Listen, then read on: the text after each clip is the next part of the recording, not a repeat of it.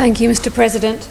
I'd like to ask the Minister for the Environment, Food and Culture what plans his department has to work with the Minister for Infrastructure to provide regular monitoring and reporting of air quality.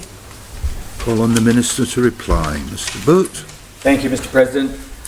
Honourable members may recall previous Tynwald questions in February of this year, following which we undertook air quality testing at 5 key sites in April of this year.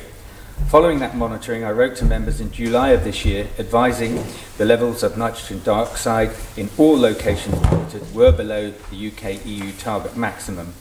The results were broadly in line with the results of the previous regular monitoring. The monitoring indicated that air quality has not deteriorated, although as yet there is no evidence of a significant improvement. However, that is unsurprising, as the move to less polluting vehicles is a gradual one. Likewise, the move to persuade people to use more active means of transport, such as cycling and walking to work at school. In that letter, I committed to regularly monitor the situation through a biannual process, and I clarified that in my response to Tynwald following a further question in July of this year. Therefore, I hope members are reassured by the results and the commitment to regular monitoring of air quality. Supplementary, Mrs. Sharpe. Thank you, Mr. President. I'd like to thank the Minister for his response, and I'm reassured to hear that air quality is generally good, as he did state recently in Tynwald. But would he not agree that if air quality is so good, that is a reason in itself to test and report on the air quality more regularly?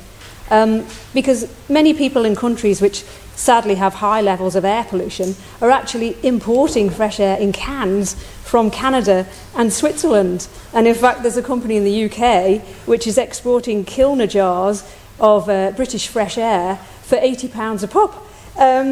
So I'm not suggesting that the Isle of Man starts exporting fresh air, but what I am saying is that perhaps if there were to be more regular monitoring and reporting on how good our air quality is, the Department for Enterprise, for example, could use this information to further promote the Isle of Man as a special place to live, work and visit. The Department of Infrastructure could use that information to further bolster its active travel strategy. And to that end, the Minister's Department could share the cost of Honourable Member, testing. Thank you, Mr. President. I think your question is, will the Department monitor more regularly?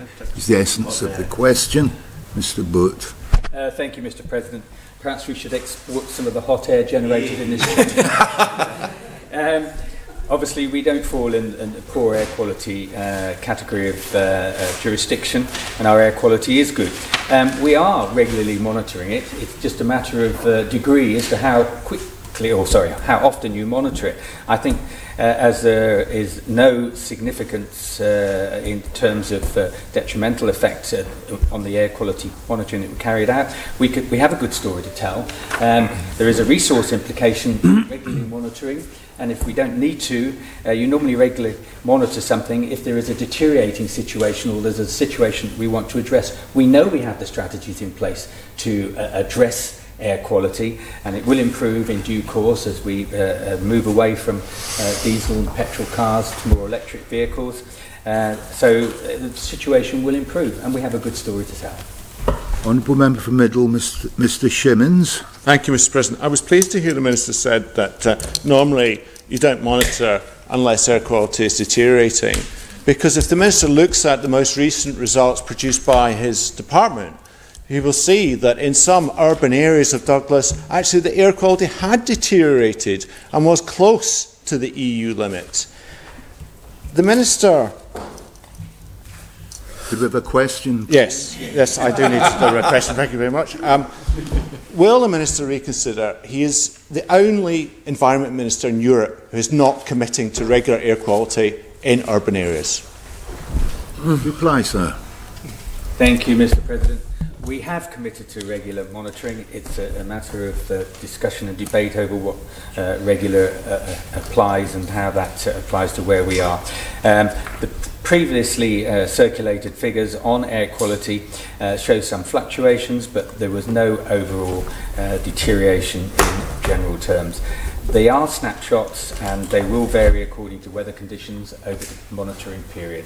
And I think any speculation air quality is inadequate on the Isle of Man in general terms is not good. We have very good and excellent air quality, and I want to get that message out there. Supplementary, Mrs. Sharpe. Thank you, Mr. President. Would the Minister not consider sharing the cost of air quality monitoring with another department or departments? Minister. The Department of DEFRA is responsible for air monitoring. I don't think we need to do that. We have the resource to do it on the present scale of regularity. So I may have words with the Infrastructure Minister to see whether he would be willing to contribute. But I think the same argument applies. We are regularly monitoring, and there is no evidence of any deterioration in air quality. Honourable Member Mr. Shimmons. Thank you, Mr. President. Would the Minister agree that the best way to remove speculation on air quality in our urban areas is to monitor it more regularly and publish the results, much more regularly than a biannual basis? Minister.